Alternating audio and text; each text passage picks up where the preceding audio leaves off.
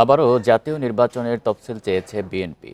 শুক্রবার সকালে জাতীয় প্রেস ক্লাবের সামনে নাগরিক সমাবেশে এই দাবি জানান বিএনপি চেয়ারপারসনের উপদেষ্টা জয়নুল আবদিন ফারুক। রাজধানীর কৃষিবিদ ইনস্টিটিউটে এক আলোচনা সভায় রুহুল কবির রিজভী বলেন, উন্নয়ন আর দেশপ্রেমের নামে মিথ্যাচার করেছে আওয়ামী লীগ, লোক দেখানো উন্নয়নের নামে টাকা পাচার করেছে শেখ হাসিনা। রাজধানীর কৃষিবিদ ইনস্টিটিউটে ছাত্রদল নেতা এটিএম খালেদের মৃত্যুবার্ষিকীর আলোচনা সভা। এতে যোগ দেন বিএনপির কেন্দ্রীয় নেতারা। অভিযোগ করেন, ফ্যাসিবাদের পতন হলেও এখনো চলছে ষড়যন্ত্র। এ সময় শেখ পরিবারের দুর্নীতির সমালোচনা করেন বিএনপির সিনিয়র যুগ্ম মহাসচিব।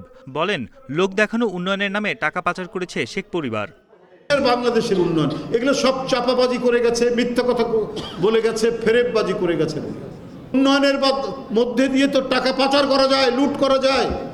আপনি যে উন্নয়ন করেছেন কি বাপের বাড়ির টাকা দিয়ে আপনি হাজার হাজার কোটি টাকা, হাজার হাজার কোটি ডলার, লাখ লাখ কোটি ডলার আপনি বিদেশ থেকে নিয়ে এসছেন। নাম কয়েকটা লোক দেখানো উন্নয়নের নামে আপনারা যে টাকা পাচার করেছেন সেটা তো বলেননি কখনো। জাতীয় প্রেস ক্লাবের সামনে নাগরিক সমাবেশে যোগ দেন বিএনপি নেতা জয়নুল আবদিন ফারুক। নতুন করে ভ্যাট আরোপের সমালোচনা করেন তিনি। সংস্কারের পাশাপাশি নির্বাচনের তফসিল ঘোষণার দাবি জানান তিনি।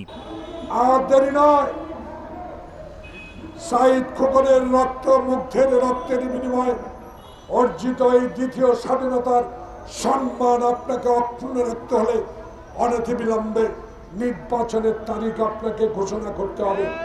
সংস্কার চলবে, নির্বাচনের দিন তারিখও চলবে। জুলাই ঘোষণাপত্রে 1947 থেকে সব আন্দোলনের তথ্য অন্তর্ভুক্তির দাবি জানান তিনি। পাশাপাশি রাজনৈতিক প্রতিহিংসার কারণে দলগুলোর উপর হওয়া নির্যাতনের কথা তুলে ধরার দাবিও জানান তিনি। তাই এই সিন্ডিকেটকে ধরে। বন ইবনে কামাল, ইন্ডিপেন্ডেন্ট নিউজ, ঢাকা। সরকার আন্তরিক হলে 6 মাসের মধ্যেই জাতীয় নির্বাচন করা সম্ভব বলে মন্তব্য করেছেন বিএনপির জাতীয় স্থায়ী কমিটির সদস্য ডক্টর আব্দুল মঈন খান। শুক্রবার বিকেলে বিএনপির প্রতিষ্ঠাতা সাবেক রাষ্ট্রপতি জিয়াউর রহমানের সমাধিতে শ্রদ্ধা জানানোর সময় তিনি একথা বলেন। এক দশক পর দেশে ফিরেছেন ফ্লোরিডা বিএনপির সভাপতি ইমরানুল হক চাকলাদার। তিনি বিমানবন্দর থেকে সাবেক রাষ্ট্রপতি দলের প্রতিষ্ঠাতা জিয়াউর রহমানের সমাধিতে গিয়ে ফুল দিয়ে শ্রদ্ধা জানান। এ সময় তার সঙ্গে কেন্দ্রীয় নেতাদের মধ্যে বিএনপির স্থায়ী কমিটির সদস্য ডক্টর আব্দুল মঈন খানও ছিলেন। এ সময় আগামী নির্বাচনের সময়সীমা নিয়ে সাংবাদিকদের সঙ্গে কথা বলেন তিনি জুলাই আগস্টের মধ্যে বিএনপির নির্বাচনের দাবির যৌক্তিকতা তুলে ধরেন। বলেন, অতীতে তত্ত্বাবধায়ক সরকারের সময় 3 মাসের মধ্যে নির্বাচন আয়োজন করার উদাহরণ আছে। তিনি বলেন, অন্তর্বর্তীকালীন সরকার আন্তরিক হলে এ বছরের মাঝামাঝিতে নির্বাচন করা সম্ভব।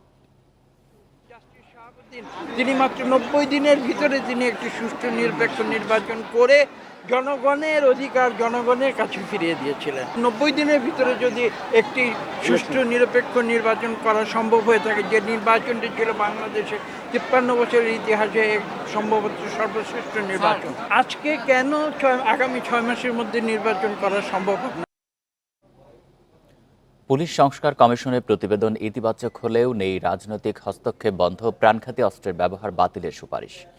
সাবেক পুলিশ কর্মকর্তারা বলছেন, বাস্তবায়নের জন্য রাজনৈতিক সরকারের সদিচ্ছা জরুরি। আর অপরাধ বিশ্লেষকেরা বলছেন, রাজনৈতিক হস্তক্ষেপ বন্ধ না করলে কোনো কাজেই আসবে না সংস্কার। স্বাধীন পুলিশ কমিশন গঠনে আটক, গ্রেপ্তার, তল্লাশি, জিজ্ঞাসাবাদ, মানবাধিকার সহ নানা সুপারিশ করেছে সংস্কার কমিশন। মবে বল প্রয়োগের ক্ষেত্রে 5টি ধাপ অনুসরণের সুপারিশও হয়েছে।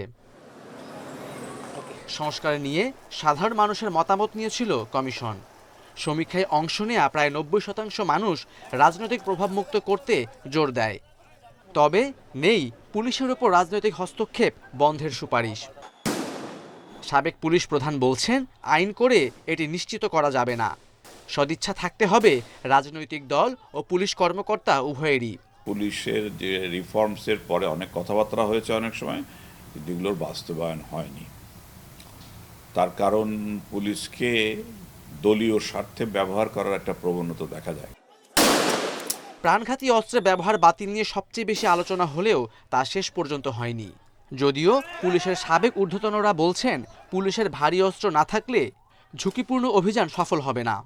আমি দুর্ধর্ষ ক্রিমিনালকে যখন মোকাবেলা করতে যাব তখন থাকতে হবে। পাবলিক অর্ডার সিচুয়েশন, যে শৃঙ্খলা, জনশৃঙ্খলা, সেখানে যদ্দূর সম্ভব আমি প্রাণঘাতী অস্ত্র কম থাকলে ভালো। কিন্তু আবার দেখতে হবে যাদের আপনি মোকাবেলা করতে যাচ্ছেন সেই জনতা তাদের কাছে অস্ত্র আছে কিনা। তাদের কাছে থাকলে তো আপনাকে তো প্রাণঘাতী অস্ত্র রাখতেই হবে আর কি। রাজনৈতিক প্রভাবের বিষয়টি না থাকা দুঃখজনক। এটি নিশ্চিত না হলে কোনো সংস্কারে কাজে আসবে না বলছেন অপরাধ বিশ্লেষকরা। কাউকে আমরা দেখি কোনো সদস্য তার মতাদর্শের দল যখন ক্ষমতায় আসে তিনি পুলিশের চেয়ে রাজনীতিবিদ হয়ে ওঠার চেষ্টা করেন, অর্থাৎ সেটি হয়ে উঠতে গিয়ে তার ওই সরকার বা দলকে খুশি করতে গিয়ে বিরোধী দল বা বিরোধী মতকে হামলা মামলা নির্যাতনের এই কাজগুলো করেন। পুলিশ ৩,০০০-এর বেশি আইন নিয়ে কাজ করলেও বাহিনী সংস্কারে ২২টি আইনের সংশোধন ও পরিমার্জন চেয়েছে commission. Khaled Raihan, independent news, Dhaka. July অভ্যুত্থানে রাজধানীর রামপুরায় আহত রিকশা চালক ইসমাইলের অবহেলাজনিত মৃত্যুর অভিযোগে এক চিকিৎসক সহ ৫ জনকে গ্রেপ্তার করা হয়েছে। শুক্রবার হাতিঝিল থানা পুলিশ তাদের আটক করে। পুলিশের গুলিতে আহত হয়ে রিকশা চালক ইসমাইল রামপুরার একটি হাসপাতালের সিঁড়িতে পড়েছিলেন। বারবার আকুতি জানিয়েও চিকিৎসা পাননি তিনি। হাসপাতালের গেটও খোলেনি গার্ডরা। এই অবস্থায় রক্তক্ষরণে সিঁড়িতেই মারা যান ইসমাইল। এরকম একটি ছবি সামাজিক যোগাযোগ মাধ্যমে ছড়ানোর পরে চিকিৎসক সহ ৫ জনকে গ্রেপ্তার করে পুলিশ। বিষয়টি নিশ্চিত করেছেন আন্তর্জাতিক অপরাধ ট্রাইব্যুনালের প্রসিকিউটর গাজী MH তামিম।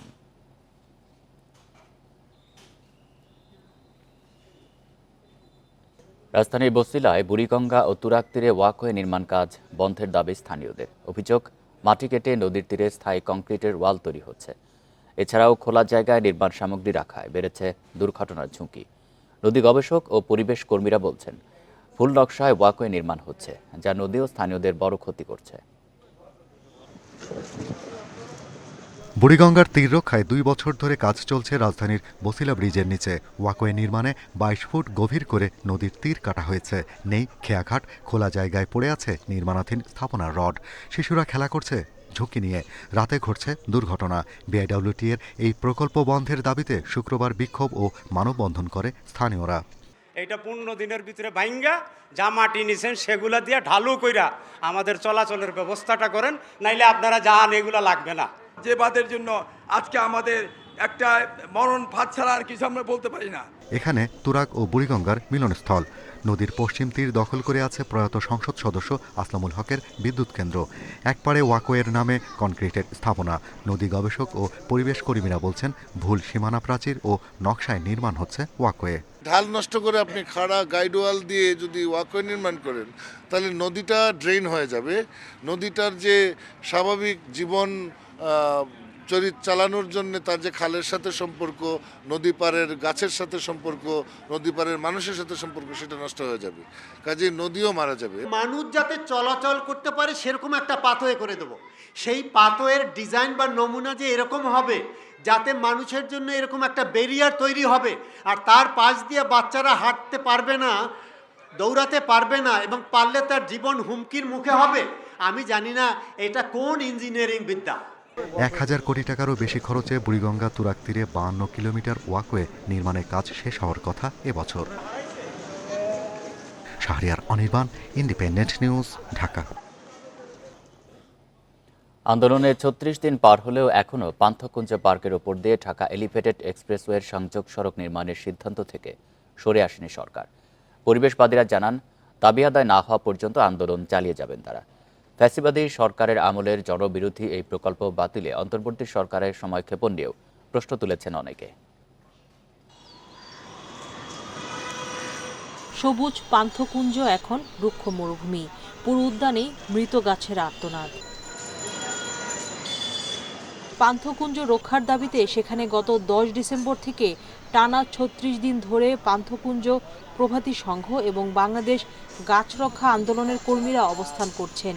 শহরের এক টুকরো সবুজ রক্ষায় কষ্টকর আন্দোলন চালিয়ে যাচ্ছেন তারা। সরে যেতে বিভিন্ন মহলের চাপ থাকলেও অনড় তারা।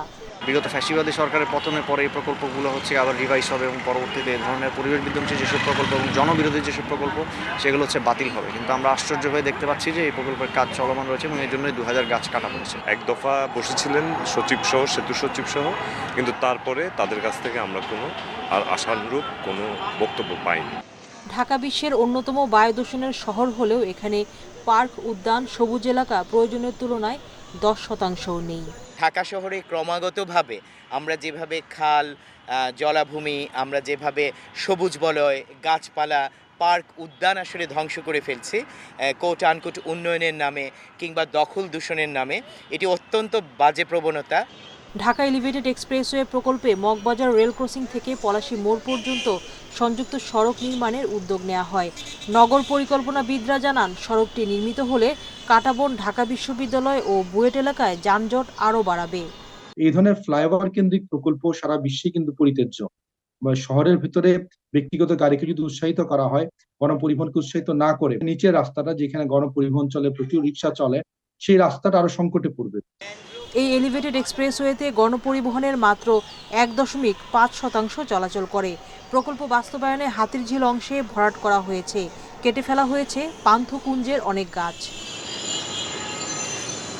সুলতানা জাহান মিতু, ইন্ডিপেন্ডেন্ট নিউজ, ঢাকা। এবার শীত পরিস্থিতির খবর জানবো। চুয়াডাঙ্গা থেকে আমাদের সাথে যোগ দিচ্ছেন সহকর্মী মানিক আকবর। মানিক, চুয়াডাঙ্গায় আজকে তাপমাত্রা কেমন, আর শীত জনজীবনে কতটা প্রভাব ফেলেছে?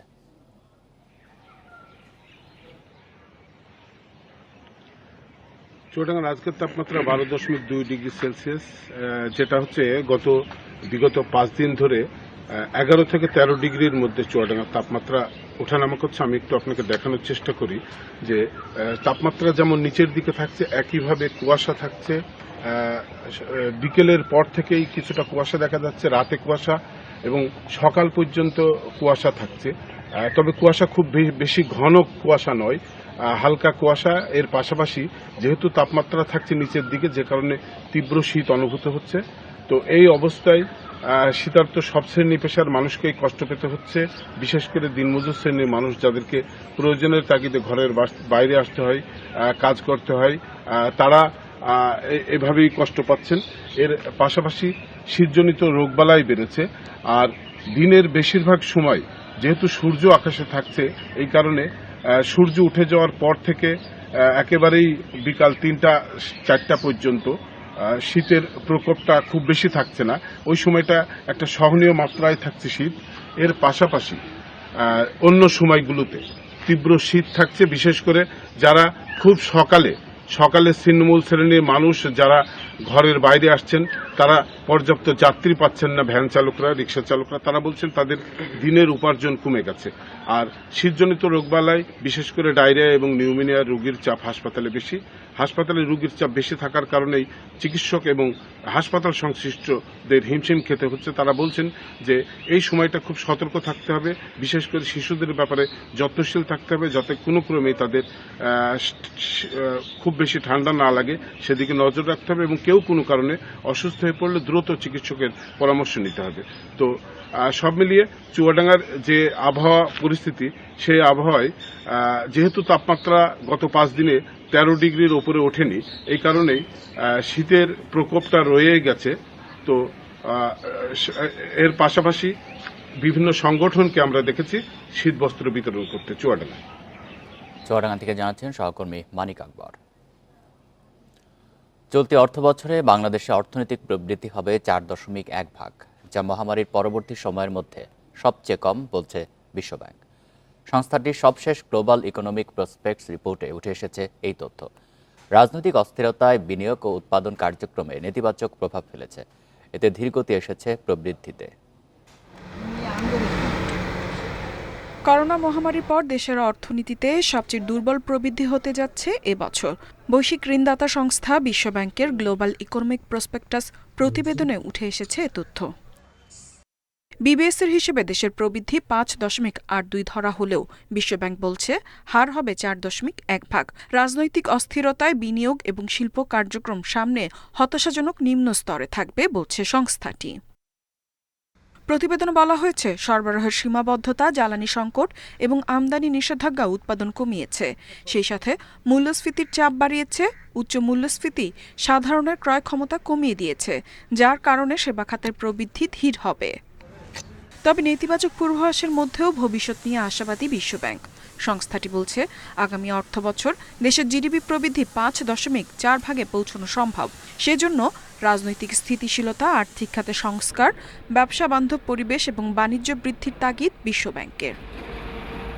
ইফাতারা, ইন্ডিপেন্ডেন্ট নিউজ। দেশের কর্মক্ষম জনসংখ্যা প্রায় অর্ধেক শ্রমবাজারের বাইরে। দেশের জনসংখ্যার সম্ভাবনার চেয়ে এই পরিমাণ শ্রমশক্তি অপ্রতুল। এছাড়া রাজনৈতিক উত্তেজনা, জলবায়ু পরিবর্তন এবং অমীমাংসিত ঋণ সমস্যা শ্রমবাজারে চাপ সৃষ্টি করায় বৈশ্বিক শ্রমবাজার পুনরুদ্ধার স্থবির হয়ে পড়েছে।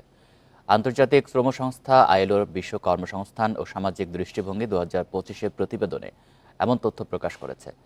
প্রতিবেদনে উঠে এসেছে 2024 সালে বৈশ্বিক কর্মসংস্থানের বাজার স্থবির ছিল। শুধু শ্রমশক্তির বৃদ্ধির কারণে কর্মসংস্থান সামান্য বাড়লেও বেকারত্বের হার 5% স্থির ছিল। এতে তরুণ বেকারত্ব খুব বেশি কমেনি, এখনও এই হার 12.6% বেশি। এছাড়া অনানুষ্ঠানিক কাজ এবং কাজের দারিদ্রতা পূর্ব মহামারী পর্যায়ে ফিরে এসেছে। মর্যাদাপূর্ণ চাকরি তৈরিতে সবচেয়ে বেশি সমস্যায় পড়েছে নিম্ন আয়ের দেশগুলো।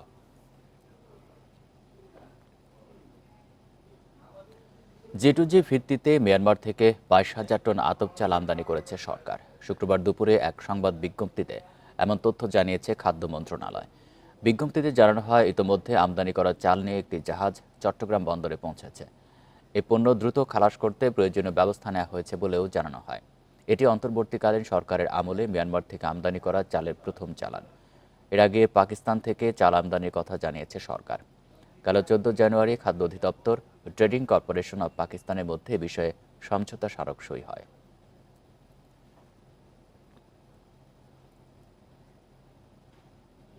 বগুড়ায় সরকারি দামের চেয়ে বাজারে মন প্রতি 250 টাকা বেশি দামে আমন ধান বিক্রি করছেন চাষিরা। এতে সরকারি গুদামে ধান দিতে আগ্রহী নন অনেকে। এই মৌসুমে নভেম্বর ও ডিসেম্বরে মাত্র 1% ধান সংগ্রহ করা হয়েছে। এছাড়া গত 4 বছর ধরে সরকারিভাবে আমন ধান ও চাল সংগ্রহের লক্ষ্যমাত্রা অর্জন করতে পারেনি খাদ্য অধিদপ্তর। বগুড়ায় প্রতি বছর চাহিদার তুলনায় গড়ে 6.5 লাখ মেট্রিক টন বেশি ধানের ফলন হয়। খাদ্য অধিদপ্তরের হিসাব অনুযায়ী এ মৌসুমে জেলায় সরকারিভাবে 12,610 মেট্রিক টন ধান সংগ্রহের লক্ষ্যমাত্রা নির্ধারণ করা হয়। তবে গত 2 মাসে সংগ্রহ হয়েছে মাত্র 81 মেট্রিক টন। এবার প্রতিমন ধানের সরকারি দাম নির্ধারণ করা হয় 1,320 টাকা, অথচ খোলা বাজারের বিক্রিতে প্রায় 1,600 টাকা পর্যন্ত পাচ্ছেন কৃষকরা। ফলে সরকারি গুদামে ধান দিতে তাদের আর কোনো আগ্রহ নেই। গতবার প্রতি সপ্তাহে 30 থেকে 35 গাড়ি ধান বেচা কিনা হতো, এবার দাম বাড়ার কারণ বশবর্তী হাবেদ নামে আর। এছাড়া সিদ্ধ আর আতপ চাল সংগ্রহের লক্ষ্য নির্ধারণ করা হয়েছে প্রায় 38,000 মেট্রিক টন। লক্ষ্যমাত্রার 55% চাল গুদামে দিয়েছেন মিলাররা। এতে কেজিতে 3 টাকা করে লোকসান হচ্ছে বলে দাবি ব্যবসায়ীদের। মৌসুমের শুরুতে ধানের দাম কম থাকায় আমাদের চালের কেজিতে 2 থেকে 2.5 টাকা লস হয়েছে। বর্তমানে ধানের দাম বেশি হওয়ায় চালের কেজিতে 3 টাকা পর্যন্ত লস হবে। এই লস স্বীকার করেও আমরা 210 মেট্রিক টন চাল পরিশোধ করেছি। বাকি চালটুকু আমাদের দিতে হবে, না দিলে আমাদের জামানত বাজেয়াপ্ত হবে, লাইসেন্স বাতিলের বিধান আছে। ধানের ন্যায্য মূল্য নিশ্চিত করে আপৎকালীন মজুদ গড়ে তোলা আর বাজার স্থিতিশীল রাখাই সরকারি খাদ্যশস্য সংগ্রহ অভিযানের লক্ষ্য বলছেন কর্মকর্তারা। আমাদের যে চাল সংগ্রহের লক্ষ্যমাত্রা রয়েছে তার 50 ভাগের বেশি অলরেডি সারা দেশে ক্রয় করা হয়েছে এবং আমাদের ধান সংগ্রহ একটু স্লো হলেও আমরা আশাবাদী যে আমাদের 28 ফেব্রুয়ারি পর্যন্ত সময় রয়েছে, এর মধ্যে আমরা ধান কিনতে পারবো। গেল 14 নভেম্বর শুরু হওয়া খাদ্যশস্য সংগ্রহ অভিযান চলবে 28 ফেব্রুয়ারি পর্যন্ত। Hasibur Rahman, independent news, Bogura. এ নিয়ে আরও জানাতে পাবনা থেকে যুক্ত হচ্ছেন সহকর্মী খায়রুল ইসলাম। খায়রুল, আমরা রাজশাহী এবং বগুড়ায় আমন সংগ্রহের লক্ষ্যমাত্রা পূরণের শঙ্কার কথা জেনেছি। পাবনার কি পরিস্থিতি জানাবেন? আপনি জানেন যে পাবনায় কিন্তু ধান উৎপাদনের উত্তরবঙ্গের একটি অন্যতম জেলা। এই জেলাতে কিন্তু প্রচুর ধান হয়। আর আমরা এখন এসেছি পাবনার একটি খাদ্য গুদামে।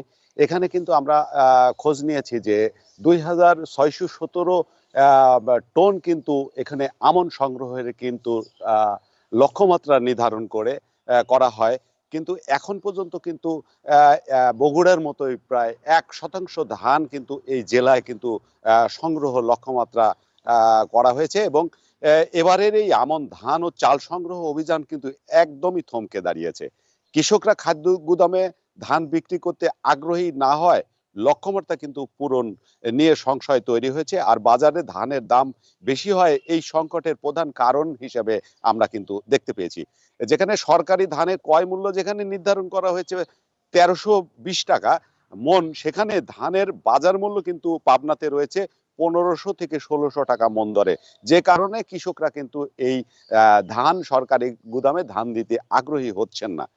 পাশাপাশি আপনাকে একটি তথ্য জানিয়ে রাখি যে ১৭ই নভেম্বর থেকে ২৮শে ফেব্রুয়ারি পর্যন্ত আমন ধান সংগ্রহের যে অভিযান শুরু হয়। আর এই সময়ের মধ্যে পাবনায় এবার প্রায় ২,৬১৭ টন কিন্তু আমন সংগ্রহের লক্ষ্যমাত্রা নির্ধারণ করেন খাদ্য বিভাগ। কিন্তু এই জেলায় এখন পর্যন্ত আমনের লক্ষ্যমাত্রা পূরণে কিন্তু হয়নি এই খাদ্য বিভাগের। আর কৃষকরা বলছেন যে তারা বাজারে ভালো দাম পাচ্ছেন, যে কারণে সরকারি গুদামে ধান দিতে তারা আগ্রহী হচ্ছেন না। আবার কৃষককে সরকারি গুদামে ধান বিক্রি করতে বিভিন্ন আনুষ্ঠানিকতার মুখে কিন্তু পড়তে হয়। কৃষকরা এইসব ঝামেলা এড়াতে সরকারি গুদামে ধান দিতে অনীহা আসছে গত কয়েক বছর ধরেই। কারণ হিসাবে কৃষকরা বলছেন যে এই গুদামগুলোতে, সরকারি গুদামগুলোতে যখন তারা ধান দিতে যায় তখন ফড়িয়া, এক শ্রেণীর ফড়িয়ার দাপটে তারা এই ধান দিতে কিন্তু অনাগ্রহী হচ্ছেন। কারণ হলো এই বাজারে যখন বিক্রি করে তারা নগদ টাকা পাচ্ছেন, কিন্তু এই গুদামগুলোতে তারা ধান দিতে ১ থেকে ১.৫ মাস পর কিন্তু টাকা পান, যে কারণে আরেকটি কারণেই কিন্তু তারা এই গুদামগুলোতে ধান দিতে আগ্রহী হচ্ছেন না। সবচেয়ে বড় কথা হচ্ছে যে ১৩২০ টাকা যেখানে সরকারি মূল্য নির্ধারণ করা হয়েছে, কিন্তু বাজার মূল্য ১৫ থেকে ১৬০০ টাকা হওয়ার কারণে কিন্তু প্রায় ২৫০ টাকা মন দরে তারা বেশি পাচ্ছেন বাজারে, যে কারণে কিন্তু সরকারি গুদামগুলোতে কৃষকরা ধান দিতে আগ্রহী হচ্ছেন না। এই ছিল আমার কাছে আসলে পাবনার ধান সংগ্রহের সর্বশেষ। পাবনা থেকে জানাচ্ছেন সহকর্মী খায়রুল ইসলাম।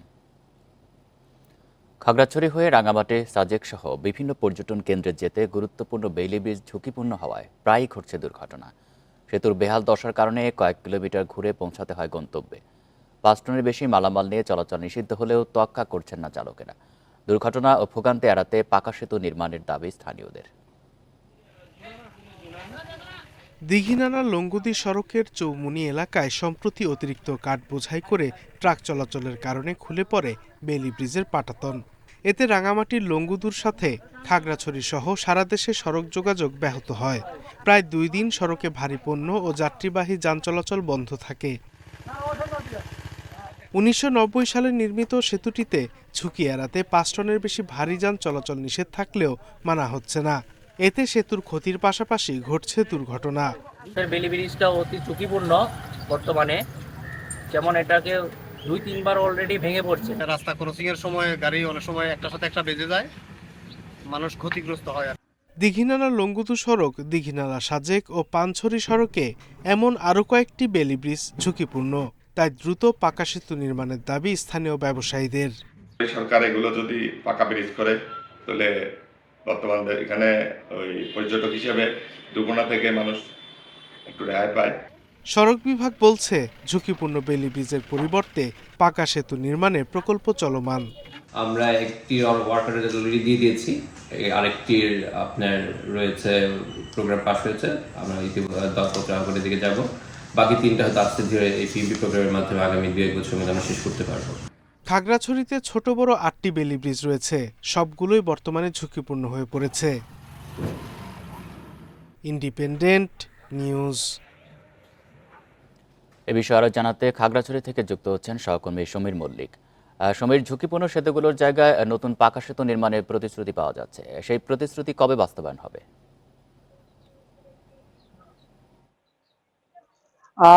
দেখুন, আমি আপনাকে শুরুতে বলতে চাই, এখানে যে সমস্ত ব্রিজগুলো হয়েছে মূলত এগুলো 1980 বা 90 সালের দিকে ব্রিজগুলো নির্মাণ করা হয়েছে। আমি এখন যে ব্রিজটির সামনে দাঁড়িয়ে রয়েছে এটি খুবই গুরুত্বপূর্ণ একটি সেতু।